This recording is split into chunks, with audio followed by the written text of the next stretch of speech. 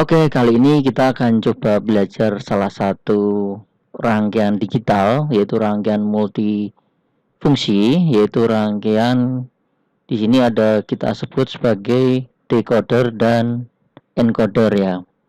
Mungkin ada beberapa dari Anda yang belum tahu apa itu decoder dan encoder. Coba kita masuk ke definisi sebentar ya. Jadi di sini Anda bisa baca ya sebenarnya rangkaian encoder dan decoder sebenarnya menurut saya sih sebuah pasangan ya, ada encode dan ada decode ya. Jadi kalau dalam konteksnya sistem digital, rangkaian encoder decoder ini sebuah rangkaian kombinasional. Jadi fungsinya dia akan mengubah sejumlah input tertentu menjadi output tertentu. Dalam hal ini inputnya boleh kode tertentu dan outputnya mungkin dalam kode tertentu juga. Jadi tentunya ada manfaatnya. Jadi kita bisa lihat ada beberapa sebuah sistem yang punya input tertentu kemudian dikeluarkan menjadi output tertentu. Mungkin Anda agak sedikit bingung ya dengan konsep ini. Nanti akan kita jelaskan di bagian selanjutnya ya.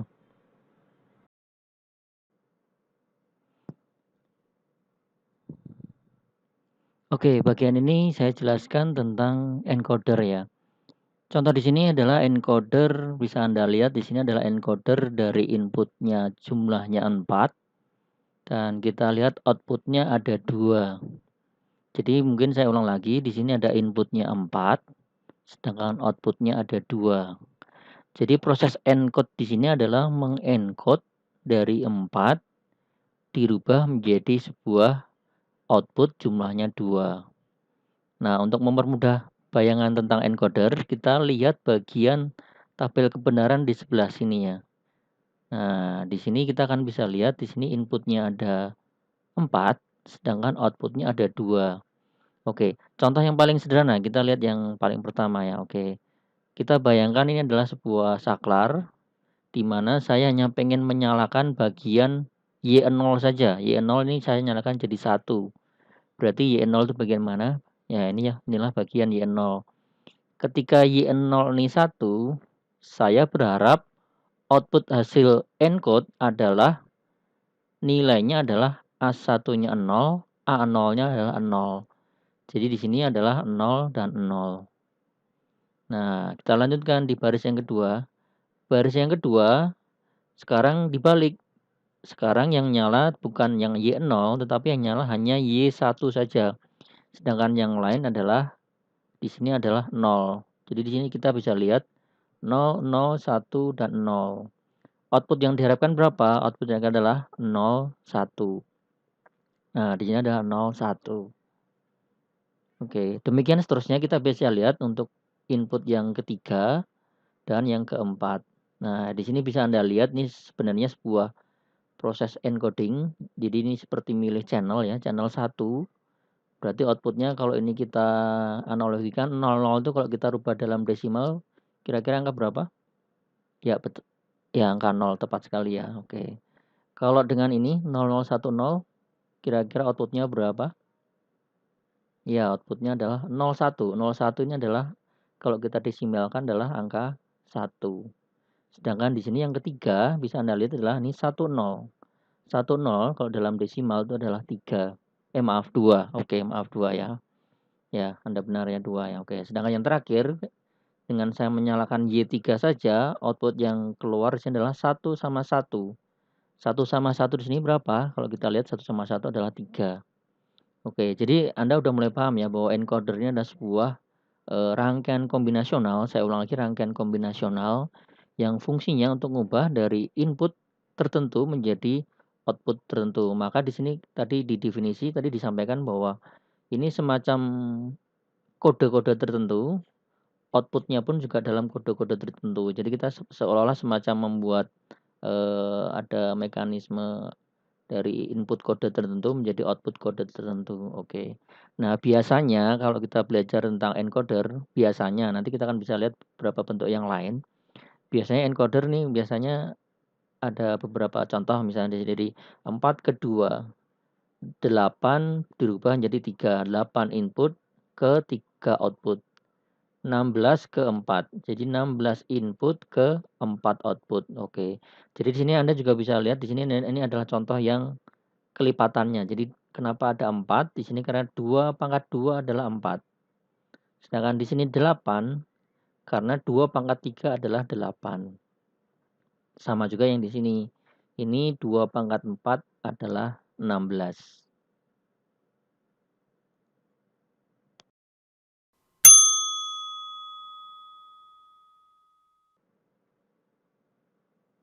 Oke, selanjutnya kalau Anda tadi sudah paham dengan encoder, ini kita coba paham yang decoder ya. Jadi decoder ini sebenarnya simpelnya adalah kebalikan dari encoder. Jadi kalau tadi Anda belajar mengubah dari 4 ke 2, contoh di sini adalah ini adalah ngerubah kebalikannya. Jadi dari 2 ke 4. Oke.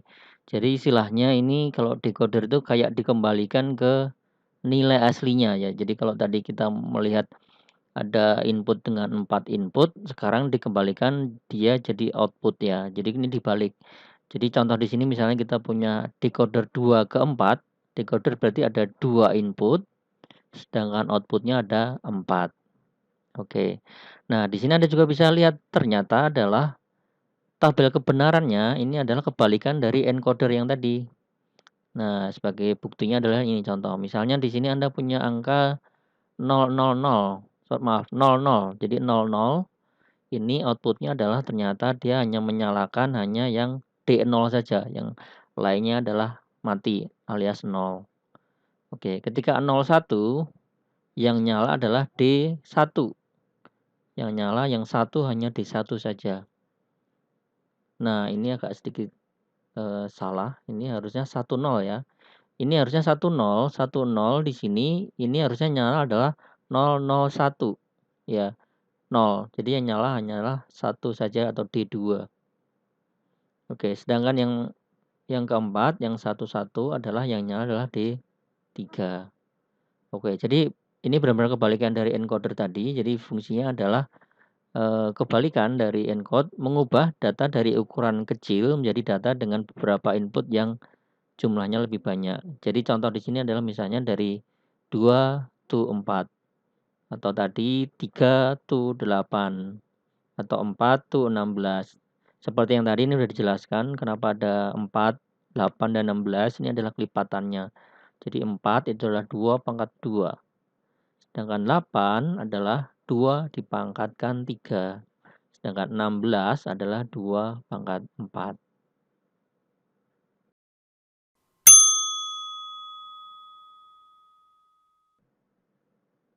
Oke, jadi ketika tadi Anda sudah paham tentang encoder decoder, mungkin kita akan coba lihat beberapa contoh penggunaan untuk encoder dan decoder ya. Oke.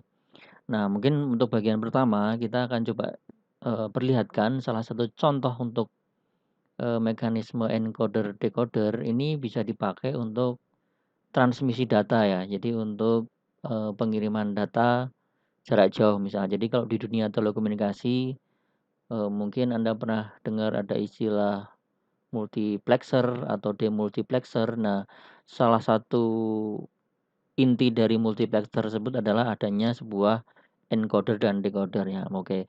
Mungkin gambarnya salah satu contohnya gini. Jadi di sini contoh ini adalah daerah pelanggan di daerah Bandung ya. Sedangkan di sini adalah pelanggan di daerah Jakarta ya. Oke. Jadi bisa Anda bayangkan kalau kita tidak menggunakan prinsip encode decode, yang terjadi adalah ketika pelanggan ada 8 pelanggan, berarti Anda harus membangun kabel sebanyak 8 jalur ya. Jadi ada 8 jalur. Oke. Bisa Anda bayangkan ini baru 8. Kalau misalnya ada 1000 bagaimana ya? Oke. Nah, dengan menggunakan encode decode di sini nanti sebenarnya Anda bisa lebih simpel ya, atau Anda sederhanakan bahwa dari yang 8 ini mungkin bisa dipersingkat hanya menjadi 3 kabel saja ya. Oke.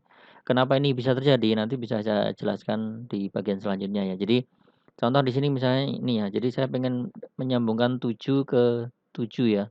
Nah, di sini dengan menggunakan encode karena ini 7 berarti yang lain kan mati ya. Jadi yang nyalanya 7.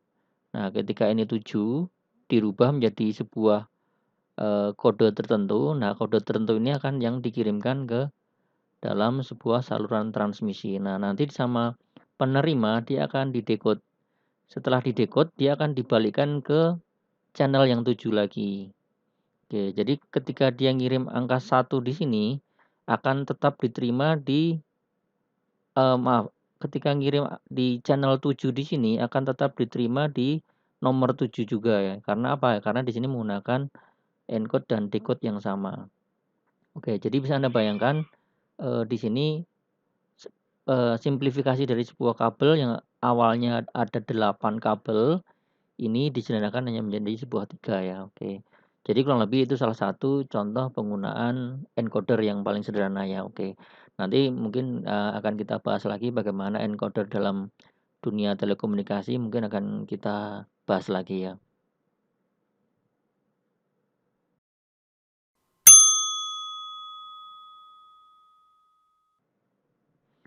Oke, sekarang kita masuk contoh yang lainnya, contoh yang kedua ya, oke. Salah satu penggunaan encoder yang lain, kita bisa lihat di sini ada sebuah gambar sebuah keypad. Jadi kalau Anda tahu apa itu keypad, mungkin ada beberapa Anda yang belum tahu apa itu keypad. Oke ya, keypad ini sebenarnya mirip keyboard, tetapi keyboard yang mungkin hanya bisa untuk menerima angka saja ya, oke. Contoh yang paling mudah sekarang bisa Anda bayangkan misalnya di mesin ATM ya, oke. Jika Anda mengunjungi mesin ATM, kadang-kadang yang ditampilkan di sana hanya keypad yang isinya hanya angka saja, oke. Nah, keypad itu kan sebenarnya intinya adalah sebuah saklar ya, saklar sederhana ya. Nah, tapi kenapa sebuah keypad bisa menerjemahkan ke dalam kode-kode biner tertentu? Nah, inilah fungsinya sebuah encoder ya, encoder. Nah, kita akan bahas yang paling sederhana dulu. Ini contoh sebuah keypad yang paling sering kita gunakan. Contoh misalnya ini keypad dari angka 1, 2, 3, 4, 5 sampai 0 ya, bukan sampai 10 ya. Oke. Nah, angka-angka di sini misalnya ketika saya, pencet atau saya, eee, tekan angka ini 1, nah sama encoder ini akan dirubah menjadi sebuah nilai biner. Jadi, perlu Anda ingat lagi bahwa sebelumnya adalah dalam dunia digital bahwa sistem kita hanya pahamnya adalah nilai biner ya, dia nggak pernah paham nilai desimal. Maka di sini dia akan mengubah angka 1 ini menjadi angka biner, oke. Kira-kira masih ingat angka untuk 1 berapa misalnya? Ya, betul ya. Jadi angka 1 itu kalau kita kodekan dalam biner adalah 0001, 4 bit ya. Oke.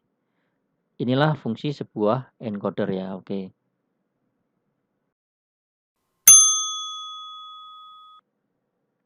Oke, ini lanjutannya tadi ya. Jadi ini kalau kita punya rangkaian sebuah desimal to BCD, tadi sudah dijelaskan bahwa misalnya kita tekan angka tertentu misalnya 1, nah nanti akan dirubah menjadi kita tahu angka 1 kalau dibinarkan adalah 0001 ya, jadi 001, oke.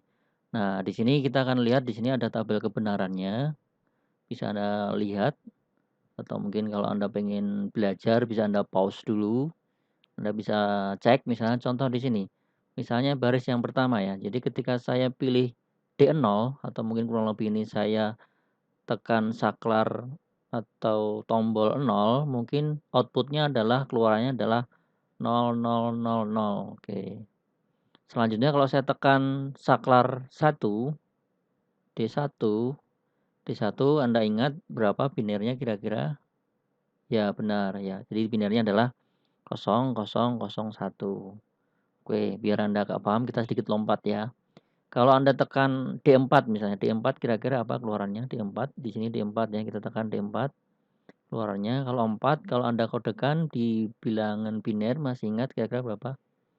Iya betul ya, jadi dengan D4 outputnya adalah 0100, oke.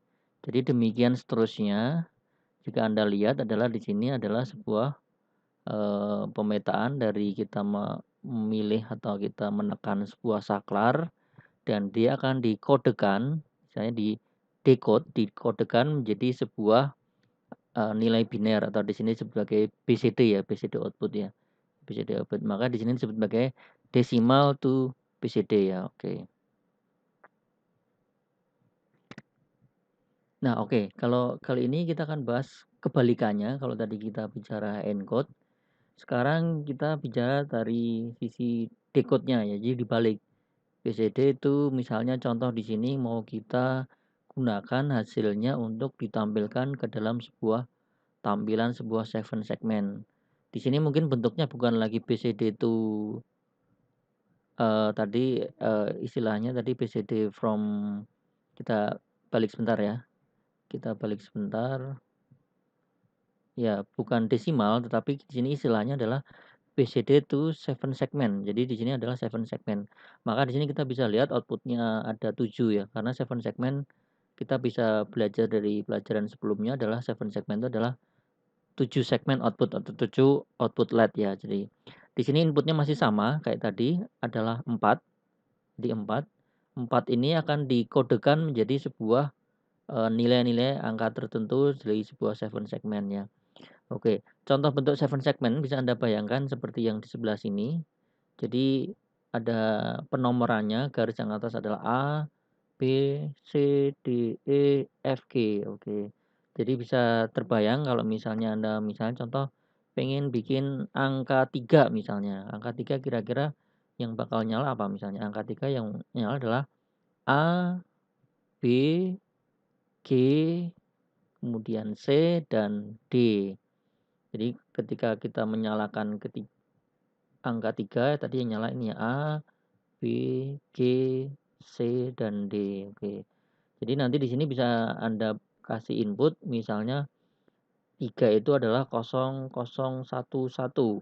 Jadi ketika 0011 maka 7 segmen yang nyala adalah kurang lebih seperti itu. Nah, inilah nanti gambaran sebuah fungsi dari decoder ya. Decoder yang berfungsi mengubah BCD menjadi sebuah output 7 segmen ya.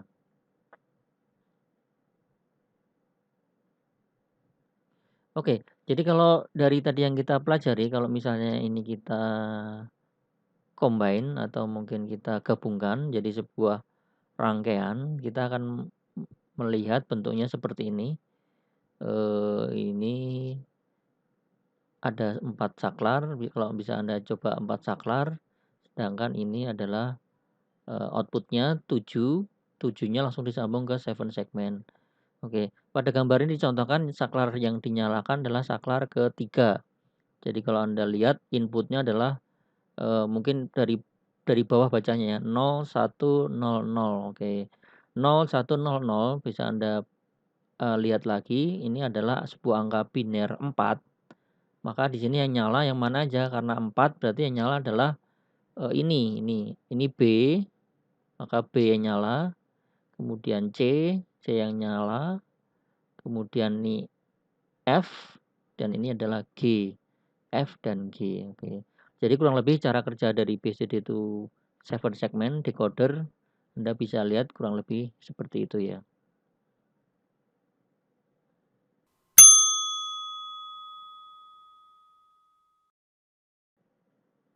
Nah, oke, jadi mungkin dari video singkat ini mungkin Anda sudah belajar secara singkat apa itu encoder dan decoder. Jadi mungkin kita balik ke definisi awal. Jadi encoder decoder ini tadi Anda sudah belajar adalah sebuah rangkaian kombinasional.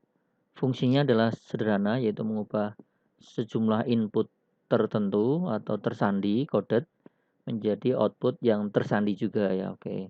Dan sebaliknya, jadi kalau encode dan decode itu sebenarnya adalah sebuah pasangan seharusnya ya. Oke. Nah, jika Anda sudah paham tentang encoder dan decoder, mungkin kita akan coba masuk ke sesi latihan dan praktek ya.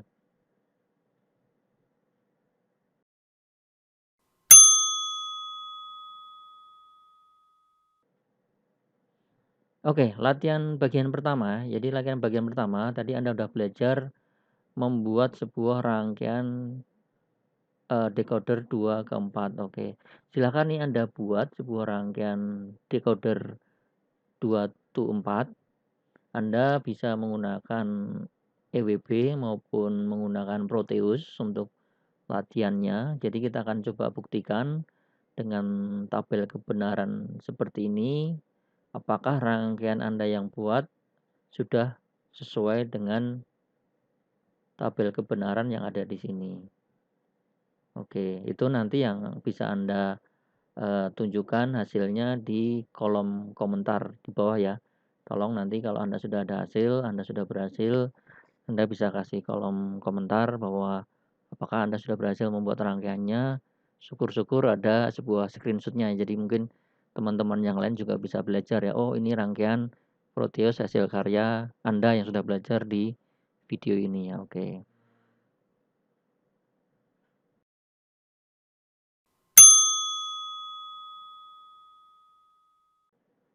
Oke. Nah, untuk kebalikannya nanti Anda juga buat sebuah rangkaian kebalikannya, yaitu rangkaian encoder 4-2.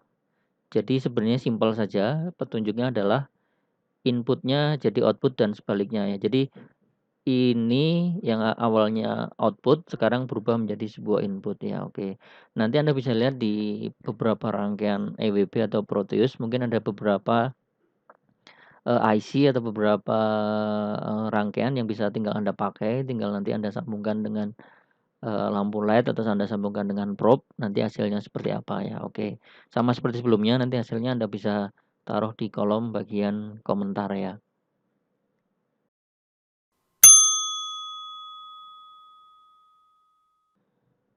Oke, kita lanjutkan untuk bagian latihan yang kedua, latihan encoder dan decoder yang kedua. Jadi karena Anda tadi udah belajar untuk mengubah eh jadi belajar jadi PCD to 7 segment. Jadi di sini Anda akan coba juga membuat sebuah rangkaian PCD, contoh IC-nya mungkin ada banyak ya, nanti Anda bisa googling lagi.